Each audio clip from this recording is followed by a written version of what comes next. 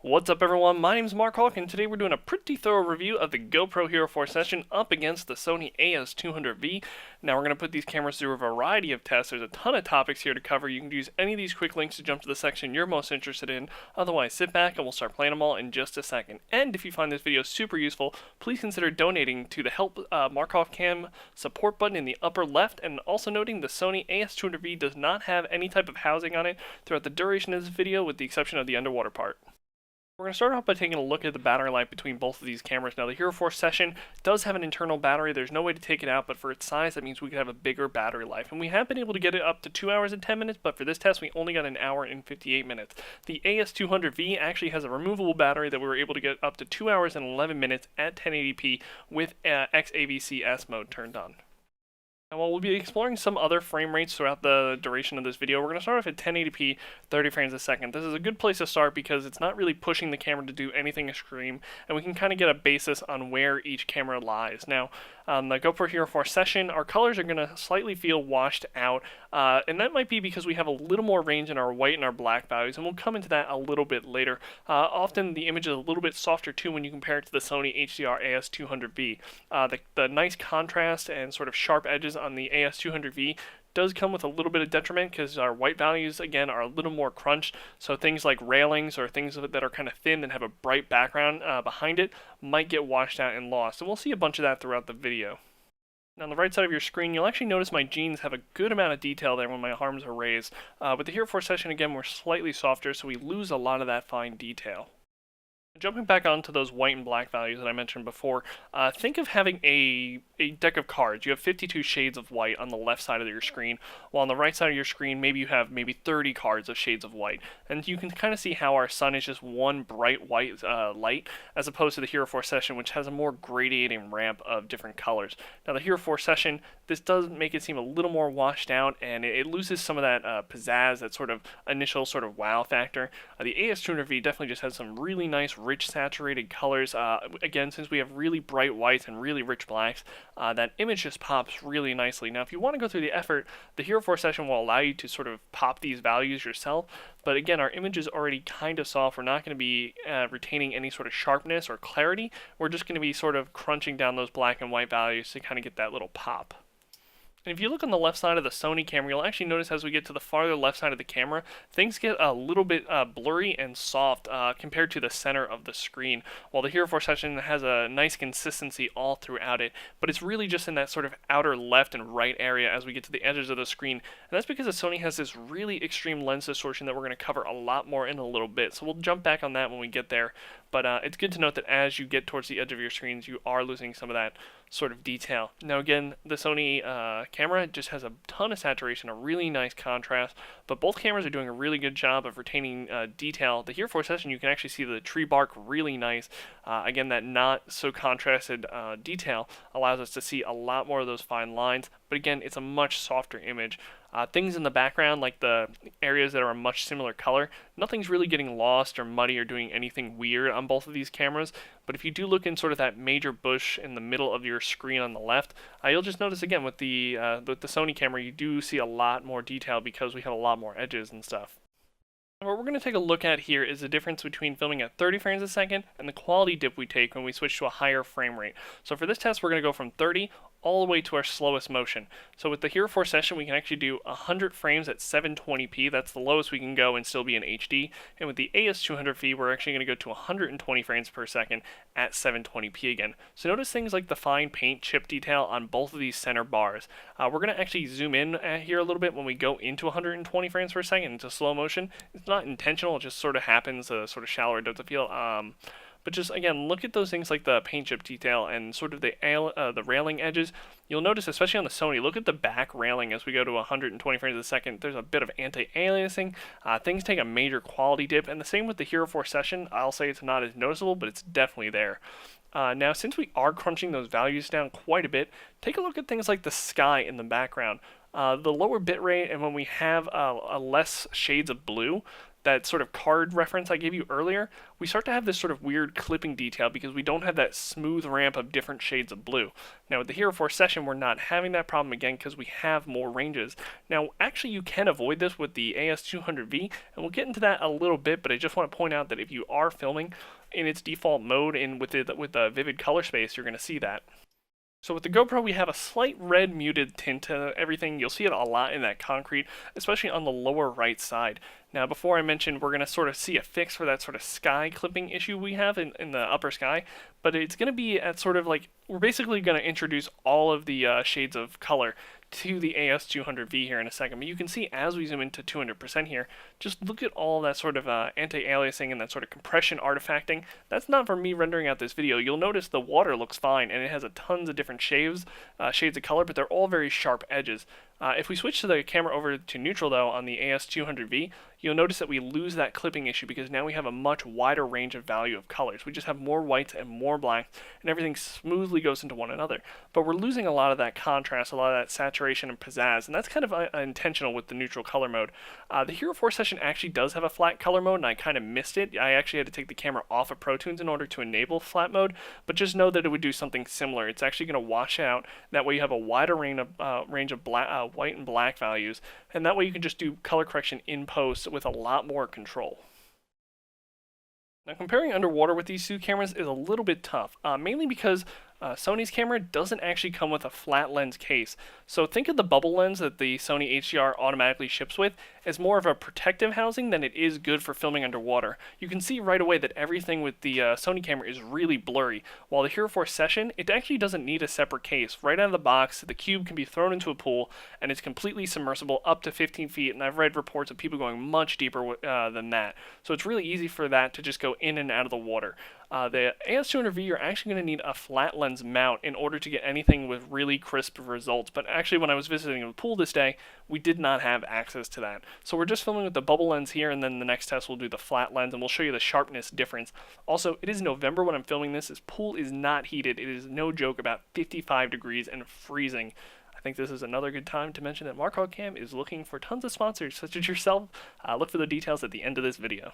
One thing I really love with the Hero4 Session is when it gets colors right, they look so good. They're really nice and bright and vibrant, just especially with the underwater section. That's not to say, I mean, obviously most of this video you see the AS200V being really bright and saturated, but just really love how the Hero4 Session looks underwater. Now here we put the flat lens on the right side of your screen, and you see everything gets much sharper in contrast. Now the AS200V also has the ability to change its scene to underwater, which actually floods the camera with a little more red, and that's why in the last scene you'll notice it goes from being very blue to a more balanced color. Now when we introduce more red into the camera, it just forces the camera to balance out those colors and compensates with the over amount of red to make a very blue environment seem very natural.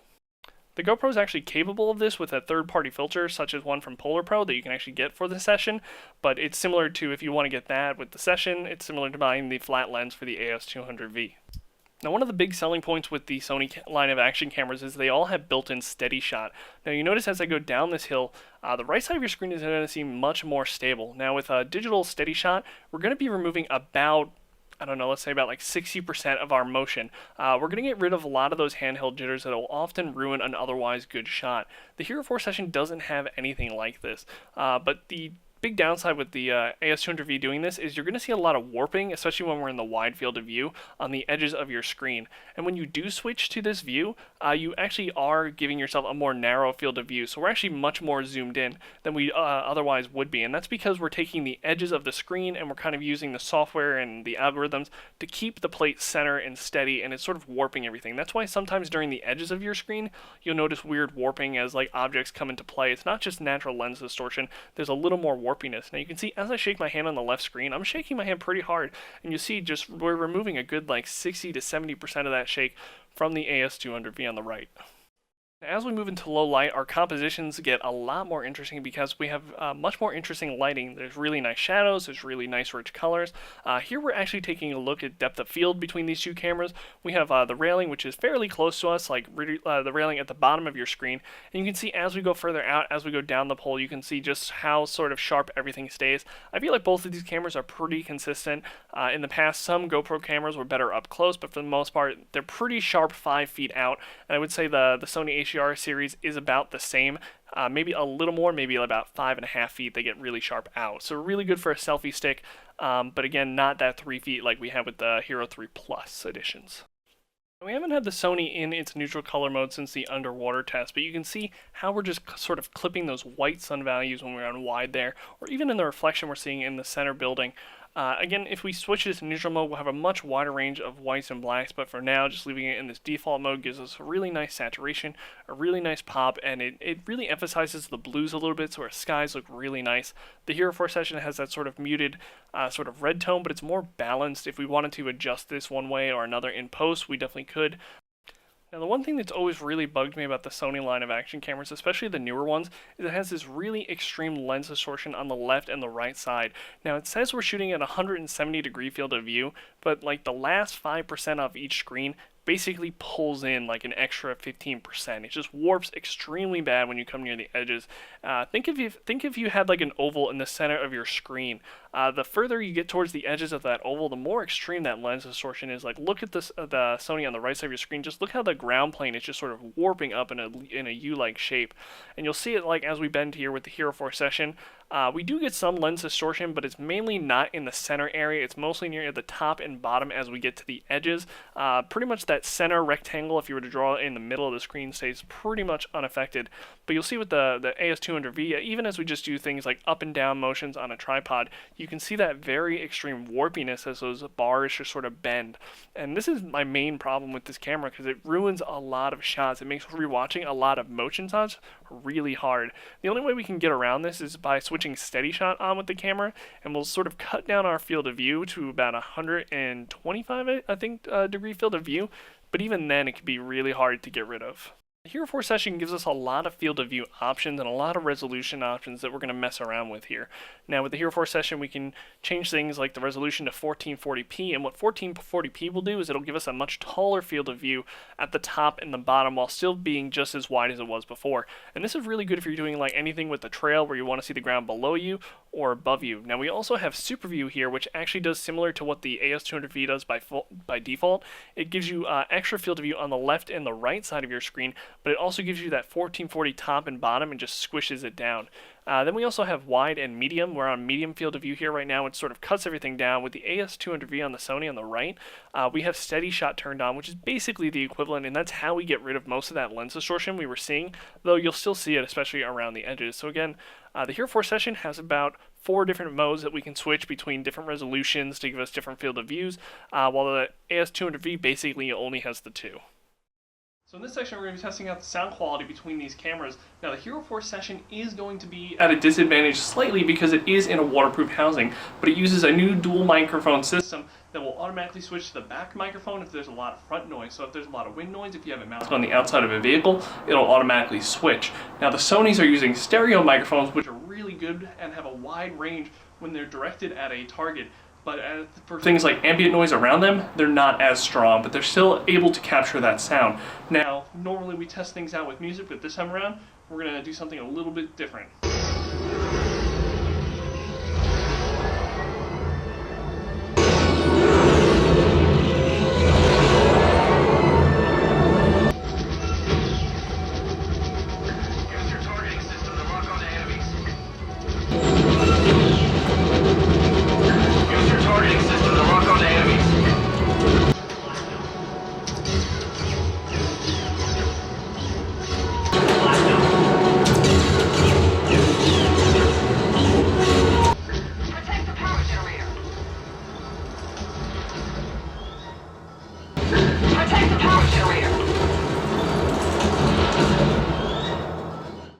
Both cameras actually use a Sony image sensor. The GoPro line of cameras has always used Sony image sensors. The one thing that the Sony line has been doing internally is they have backlit image sensors, which allows us to have really incredible low light scenarios. So if you'll, just from this one shot alone, you can just see on the right side of your screen we have a really nice balanced image, while in the Hero 4 session everything's kind of muddy and blue, and it's kind of a blue with a reddish tint. Our whites are nice and white. We have a lot of road detail. We have a lot of green, obviously, on both of these shots, but with the Sony line of cameras, it just doesn't feel nearly as bad. We can just make out a lot more detail, and that's always been one of the bigger selling points from the early days of the Sony line of action cameras, is they've always performed really well in low light scenarios. Now, even when we're in low light, we want to try and keep things around 30 frames a second or 24 frames a second if possible. Now with the Hero 4 session, with the Hero line of cameras, I've always had better luck with 24 frames a second at night. Now with the Sony line of cameras, if you actually put it to 30, I don't know what type of internal software it's doing, but will actually automatically brighten up your footage a little bit so it'll look better. Not by much, but it also will add a little bit of bloom, which is something to consider. Since we do have those sort of crunched values, it might benefit you with the AS200V to switch it over to neutral color mode if you want to use this as a dash cam. Otherwise, things like maybe license plate might seem a little blown out, but then again, we might also get a benefit from things like sharpness and contrast, but I really feel like the weird light values, it might be better to keep things neutral, that way things don't get blown out. Now with Sony cameras at night, they do have a tendency to give you lens flares a little more often. Again, if you're using this as a dash cam, that's one thing to consider, that you might get sort of reflections or lens obstructions that could affect you. But in terms of quality and what we can actually see at night, the Sony lines of camera are just giving us a lot more detail. Look at things like the parking lot. We can notice the edges of the walls, the edges of the roof. We have the bars just being really nice and crisp. We don't have a ton of dancing grain. Things are a little softer in the distance, but then again, it's not anywhere near better on the Hero 4 session.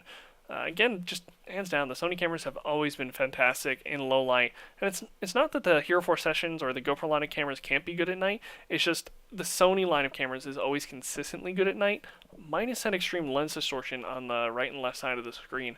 Yeah, we just have a really good range of colors. Again, really good balanced image. We can see those people in the bottom left just running on the sidewalk, while on the GoPro they're just almost completely lost. Now the GoPro Hero 4 session is using an 8 megapixel image sensor, and that's a resolution of 3264 by 2448. It's a 4:3 aspect ratio photo. Now the Sony line of cameras is 8.8 megapixel lens, and it's actually a 16:9 image at 3952 by 2224. Now both of these cameras do a fantastic job, even a better job with taking still photography than they do during video quality. It's just really remarkable. One thing I do want to note that we don't really test out here is when you actually do time-lapse photos with the Sony line of cameras, you're not going to get these full-res images. Actually, you're going to get something much shallower in quality, and basically be 1920 very low bitrate images. GoPro Hero 4 session will give you full quality images like you're seeing here with the still photography. And the button placement on the Sony line of cameras makes taking photos extremely hard. Basically, when you press it, it's going to take the photo immediately, and since the button's on the back, it kind of pushes the camera forward, adding a little bit of motion blur. Now you can download all of these images for yourself as RAW from the more information link below in this video. If you've found this video outside of YouTube, just head over to markhallcam.com or markhallcam on YouTube to find that link. Anyway, that just about does it for our side-by-side comparison of the GoPro Hero 4 session up against Sony's AS200V. Let me know what you thought in the comment section below, and if you found this video useful, please share and like this video. It helps me out tremendously. You have no idea, and it's a huge morale boost. If you're feeling super generous, head on over to my Patreon page. If you're not aware, Patreon is a way you can support YouTubers such as myself and help maintain this channel, because a lot of what you see on Mark Hall Cam is paid for out of pocket by me. And any money you throw at me will just go back into the channel and make this whole process a lot easier. And again, big morale boost. But if you can't donate, that's fine. Just like, share, and that'll be a huge help. Anyway, I'm Mark Hawk, and I'll see you all out there. Have a good one, everyone.